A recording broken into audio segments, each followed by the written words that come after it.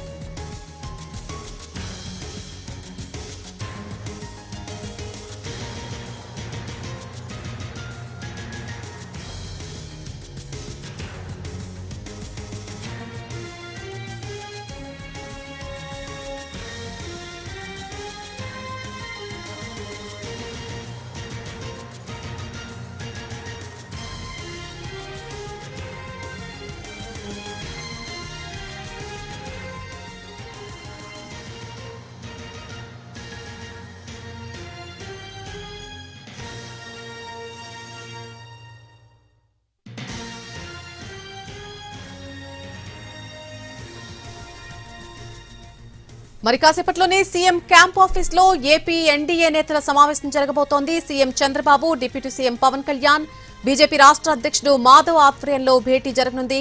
Undavalli CM camp office కు deputy CM Pawan Kalyan, BJP chief Madhav ఇప్పటికే చేరుకున్నారు. మరి కాసేపట్లో సచివాలయం నుంచి సీఎం చంద్రబాబు కూడా రాబోతున్నారు. ఏపీలో రాజ్యసభ అభ్యర్థుల ఎంపికపై నిర్ణయం తీసుకునే ఛాన్స్ ఉంది ఈ సమావేశంలో. అలాగే రాష్ట్రంలో ఎస్ఐఆర్ సమన్వయ కమిటీ ఏర్పాటుపై కూడా సమీక్ష జరపనున్నారు. తాజా రాజకీయ పరిణామాలు, కూటమి 2 ఏళ్ల పాలనపైన నేతలు ఈ సమావేశంలో చర్చించనున్నారు.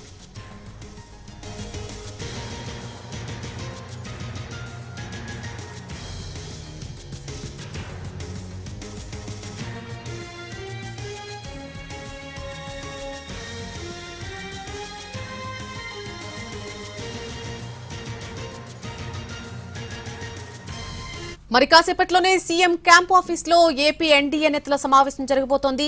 ఈ సమావేశానికి సంబంధించి పూర్తి డీటెయిల్స్ మా ప్రతినిధి ప్రసన్న లైవ్ లో అందిస్తారు.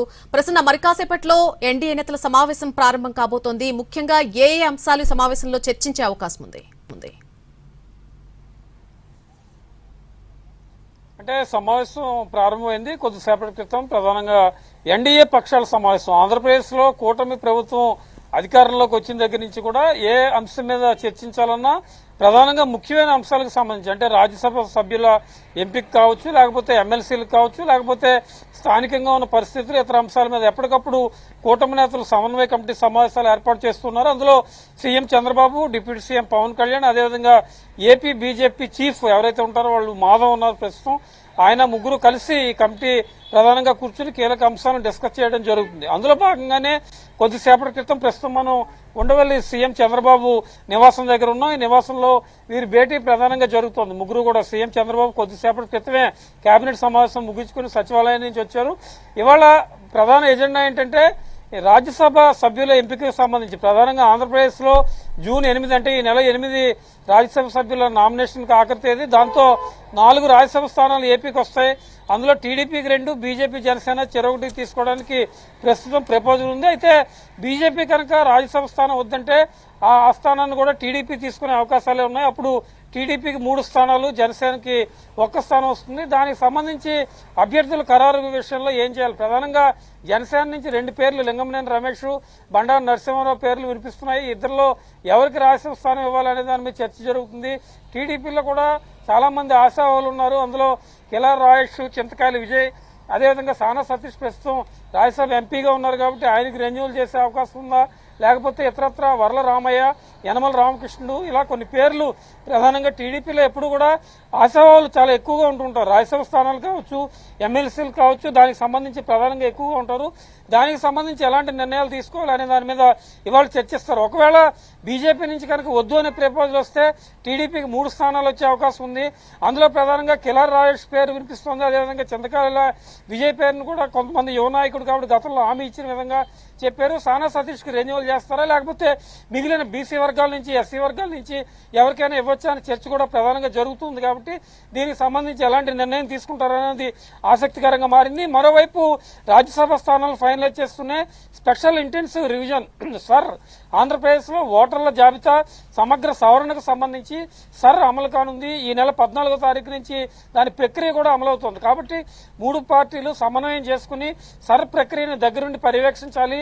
అవసరమైతే ప్రత్యేకంగా ఒక సమన్వయ కమిటీ సరకు సంబంధించి ఏర్పాటు చేయాలనే దిశగా కూడా చర్చ జరిగే అవకాశం అయితే కనిపిస్తోంది. ఎందుకంటే కొత్త ఓటర్లు రావాలన్నా పాత ఓటర్లలో ఎవరెవరిని తీస్తారు, డెత్ కేసులు ఎవరెవరు ఉన్నాయి, ఆంధ్రప్రదేశ్లో ఓటర్గా నమోదు చేసుకుని వేరే ప్రాంతాల్లో వేరే రాష్ట్రాల్లో ఎవరెవరు ఉంటున్నారు, వాటన్నిటి మీద కూడా కూటమి పార్టీలు ప్రత్యేకంగా ఫోకస్ పెట్టాలని ముఖ్యమంత్రి చంద్రబాబు ఇప్పటికే చెప్పారు. కాబట్టి దానికి సంబంధించి కార్యాచరణ, విధి విధానాలు అన్నిటి మీద కూడా ప్రధానంగా చర్చ జరుగుతుంది.